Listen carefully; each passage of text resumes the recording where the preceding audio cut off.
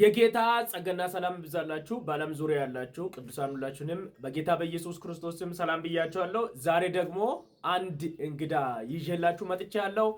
በጣም በሶሻል ሚዲያም ይሄ ደግሞ በአካልም በመገኘት በኢትዮጵያ ብዙ ሰዎች መግባት የማይችሉትን ቦታዎች በአካል በመገኘት የእግዚአብሔርን ቃል ሼር በማድረግ የሚታወቅ ድንቅ አገልጋይ ይዤላችሁ መጥቻለሁ።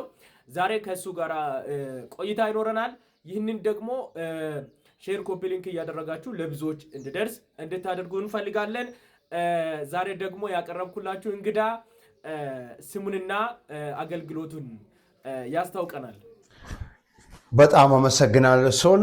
ስሜ ታምራት እባላለሁ። እንግዲህ ወንጌል ስርጭት በጥቂቱ ወደ ሐረር፣ ድሬዳዋ፣ እዚህ ደቡብ ክልል ደግሞ ወደ ጂንካ መስመር ወደ ቃፈር አካባቢ እንዲሁ ደግሞ ኦሮሚያ ክልል በአዲስ አበባ ዙሪያና በሀዲያ አካባቢ በከምባታ፣ በወላይታ፣ ጋሞ በዚሁ ደግሞ እስከ ጉራጌ ድረስ ገብተናል። ግን በተጓዝንበት ሁሉ እግዚአብሔር ረድቶ ብዙ ትውልዶችን ወደ ጌታችን መድኃኒታችን ወደ ኢየሱስ ክርስቶስ አምጥቷል ብዬ አስባለሁ።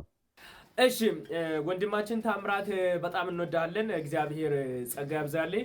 በአንተ እየተሰራ ስላለው ነገር እግዚአብሔርን እጅግ አድርጌ አመሰግናለሁ። ጌታ በአንተ እየተጠቀመ ስላለ እንዴት ነው ወደ ጥያቄ ስንገባ መሐመድ እውነተኛ መልእክተኛ ነው ወይም መልካም ስነ ምግባር አለው ብለህ ታምናለህ? አሁን በአገልግሎትም ዘመን ብዙ አይተሃልና እንዴት ታየዋለሽ? ሶሊ በጣም ዛሬ ቆንጆ ጥያቄ ነው ጠየቀው። ይህን ጥያቄ ለመመለስ በጣም ብዙ ነገሮች ያስፈልጋል። ለምሳሌ አንድ ሰው ሙሐመድ እውነተኛና ጤነኛ ነቢይ ነው ብሎ ለማሰብ በጣም ብዙ ነገሮች ያስፈልጋል። ለምሳሌ ሙሐመድ በዚህኛው ቁርአንና እንዲሁ ደግሞ በአጠገቤ አንዲት መጽሐፍ አለች። ይሄኛውም ሐዲስ ነው። የእስልምና ሐዲስ መጽሐፍቶች ናቸው። ሪያድ ቮሊዩም 2 ማለት እና አሉ ሳሂህ ቡኻሪ፣ ሳሂህ ሙስሊም፣ ጃሚዕ ትርሚዚ የሚባሉ ሐዲሶች አሉ። የሙሐመድን መልካም ስነ ምግባር በምናጠነበት ሰዓት የምናገኛቸው በጣም ብዙ የሆኑ የወደቁ አመለካከቶች አሉ። ለምሳሌ ቁርአን ስለ ሰይጣን ምን ብሎ ያስተምራል? ሐዲስ ስለ ሰይጣን ምን ብሎ ያስተምራል? ለምሳሌ ሳሂህ ሙስሊም 2084 ላይ በቤታችሁ ውስጥ አንዱ አልጋ የባል ነው። there should be a bedding for a man, a bedding for his wife, the third one for the guest, the fourth one for the shaitan ይላል። አንደኛ አልጋ የባል፣ ሁለተኛ አልጋ የሚስት ነው፣ ሶስተኛ የእንግዳ ማረፊያ፣ አራተኛ አልጋ ግን ለሰይጣን አዘጋጁ ይላቸዋል። ማን? ሙሐመድ። ለሰይጣን አልጋ አዘጋጁ የሚለው አካል ደግሞ የፈጣሪ መልእክተኛ ብሎ መቀበል በራሱ በጣም ከባድ ሞኝነት እንደሆነ ይህ ሙስሊም ማህበረሰብ እንድታውቁ ወዳቸዋል። በመልካም ስነ ምግባር ላይ በጣም ብታወራ፣ በመልካም ስነ ምግባር ላይ ስለ ሙሐመድ ስነ ምግባር በሚታነሳበት ሶልዬ ምን መሰለህ ሶል፣ ለምሳሌ ሰይጣን በጆሮአችሁ መጥቶ ይሸናል ይላል። ሰይጣን መጥቶ በጆሮአችሁ ላይ ይሸናል። ኢብን ማጃ 13:30 ላይ ቃል በቃል ዩሪኔትድ ኢን ኢዝ ኢር ይላል ማለት ሰይጣን በጆሮአችሁ ላይ ይሸናችኋል ይላል ማለት። ይሄ ደግሞ የፈጣሪ አስተምሮት ነው ብሎ ማሰብ በራሱ የእውነት እንጃ ነው ያላቅ። እኛ ዓላማችን እስልምና ማንቋሸሽ ሳይሆን በቁርአንና በሐዲሶች የተጻፈውን መረጃዎች ደግሞ እያወጣን ለሙስሊም ወንድሞች የማድረስ ግዴታ አለብን ማለት ግዴታ ማለት ያ ብቻ አይደለም። በሙስሊም ማህበረሰብ ላይ ሰይጣን ደም ስራችሁ ላይ ይሯሯጣል ብሎ ያስተምራል። ሰይጣን ሰርኩሌት ኢን ዘ ብሌድ ሴል ማለት ሳሂህ ቡኻሪ 7171 ላይ ማለት። ስለዚህ እነዚህ ትምህርቶች ሙሐመድ መልካም ስነ ምግባር አለው ብሎ ማሰብ በራሱ በጣም ከባድ ሞኝነት እንደሆነ ነው ማመን የምንችለው ማለት።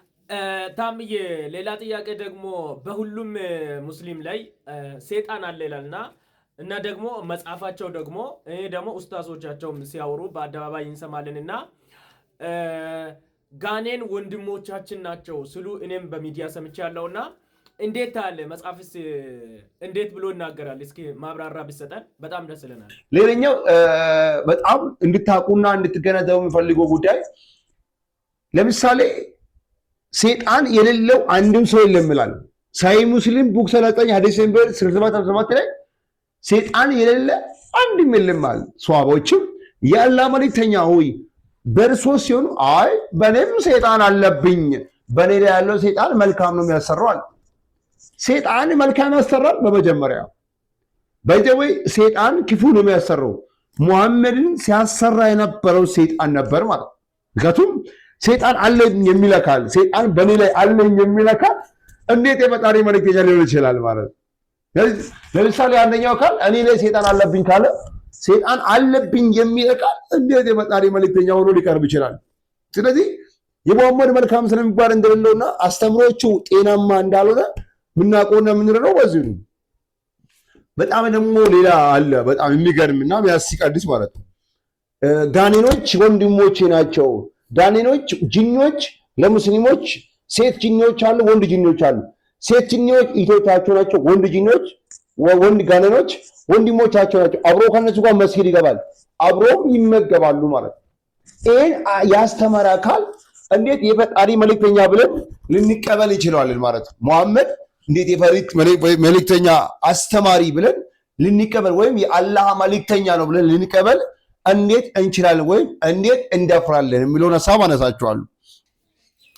እሺ ታምዬ በጣም እጅግ አድርጌ አመሰግናለሁ። ጥሩ ጊዜ እያሳለፈን ነው። ሰውን የሚያጣምመው በእነሱ ትምህርት ማን ነው? አሁን ለምሳሌ በቁርአንም ይሄ በሌሎች መጽሐፍትም አንተ በደንብ ታውቃለና ሰውን የሚያጣምመው ሰይጣን ነው ወይስ አላህ ነው? እስኪ እሱ ጋም ዳሰስ ብታደርገው ሰሚዎቹም በደንብ እንዲረዱ ዳሰስ ብታደርገው በጣም ይሻላልና ማን ነው ሰውን የሚያጣምመው? ስለ ሰይጣን በምናነሳበት ሰዓት ቁርአን ሱራ 4 አንቀጽ 129 120 እና 119 ላይ ሰውን የሚያጣምመው ማን ነው? ሰይጣን ማለት ነው። ተመልከት፣ ሰውን የሚያጣምመው ማን ነው? ሰይጣን ነው። ከዛስ ቁርአን ደግሞ ሱራ 16 አንቀጽ 93 ላይ ሰውን የሚያጣምመው ደግሞ አላህ ነው ይላል ማለት ነው። አላህ የሚያጣማል፣ ሰይጣን የሚያጣማል ማለት ነው። ሙሐመድ ካስተማራቸው አጋንንታዊ ትምህርቶች በጣም በሚያስደንቅ ቁጥር የሚዘገንን ትምህርት አላህ ይህን ሙስሊም ወንድሞቻችን በደንብ እንድታውቁ ፈልጋለሁ። አላህ አደምን ፈጠረው። አልሚሽካት አልመሲም ቁጥር 113 17 እና 18 ታገኛላችሁ። እንግዲህ ተመልካቾቻችን ለዛሬ ይዤላችሁ የቀረብኩት ይህን ይመስላል። ትንሽ ቲክቶክ ላይ ትንሽ ብረዝምም ይህን አካውንት በጣም ኮፒ ሊንክ እንድታደርጉ ፈልጋለሁ። ሙስሊም ወንድሞቻችን በጣም ስለምንወዳችሁ ነው ይህንን ነገር ለእናንተ የምናቀርበው። ብዙ የማታውቁ ነገር ስላለ እንድታውቁ ስለፈለገን ነው። እግዚአብሔር ከዚህ አይነት ጨለማ ነፃ ያውጣችሁ። በጣም እንወዳችኋለን። ቤቱን ኮፒ ሊንክ በማድረግ ወንጌል አማኞች እንድትተባበሩ ፈልጋለሁ። ታመም ደግሞ ይሄ ድንቅ አገልጋይ ነው። እሱንም ደግሞ ቤቱን ገብታችሁ ፎሎ በማድረግ በሚያስፈልገው ነገር ሁሉ ከጎን እንድትሆኑ ፈልጋለሁ። የጌታ ጸጋና ሰላም ይብዛላችሁ።